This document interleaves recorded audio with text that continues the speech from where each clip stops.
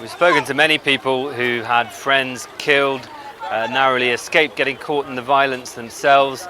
People here reporting widespread sexual violence and other kinds of rights abuses. Many others, particularly in recent weeks, are fleeing here because they say the conditions have simply become unlivable where they were coming from in Khartoum or other urban areas in Sudan, because they've been cut off from food and other essential supplies. Now, a lot of the people who've been fleeing to here originate from South Sudan, and they left because of conflicts here, flooding, or seeking economic opportunities in the once wealthier neighbour to the north. But since Sudan erupted into civil war, they've had to flee.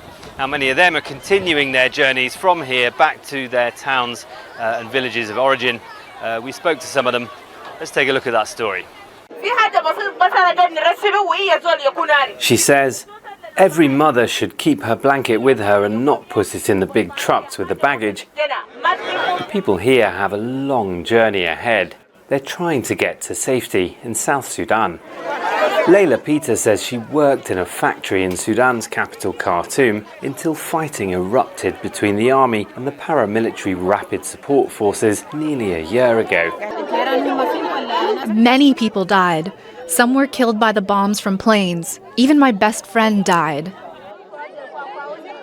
She told us her friend left behind a young child. She says when food and water supplies ran out, she left with her children, but had to leave her mother behind because she has a disability. She doesn't know if she'll see her again. She's had to walk long parts of the journey to reach here, the border town of Renk. She's trying to connect with other relatives in South Sudan's capital, Juba, 800 kilometers from here.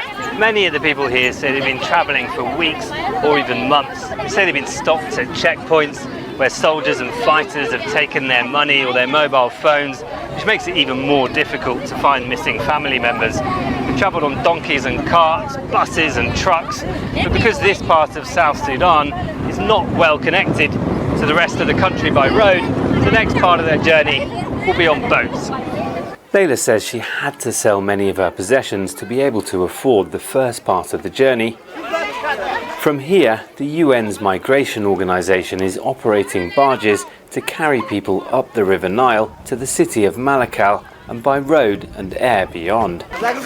More than 100,000 people have taken this route in the last year, and hundreds more keep coming every day. This has been one of the serious displacements that I've seen for my lifetime. I'm a South Sudanese. I've been a refugee in a foreign country. But the situation I'm seeing now, we have returnees coming back to their countries. We have refugees coming in, and we have other third national countries also coming in. So it becomes so complex.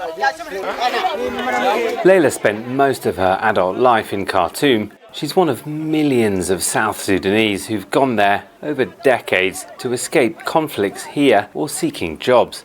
It will take nearly 3 days for the barge to reach Malakal. It's going to be a tough journey in temperatures over 40 degrees. Layla's optimistic. I'm happy to be making this trip, not only for myself, but for everyone here. I hope we'll all reach home safely. She'll have to start over when she gets back to Juba.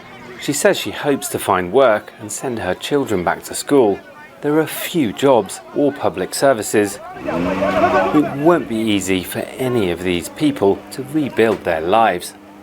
As well as the South Sudanese who've been fleeing, there's also a growing number of Sudanese people fleeing from Sudan to here who don't have any prior ties or communities to go back to.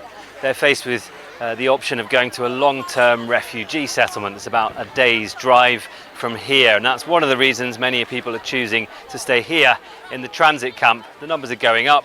The rainy season's due to start in the coming weeks, and the humanitarian agencies are concerned that the limited sanitation is going to become very strained indeed.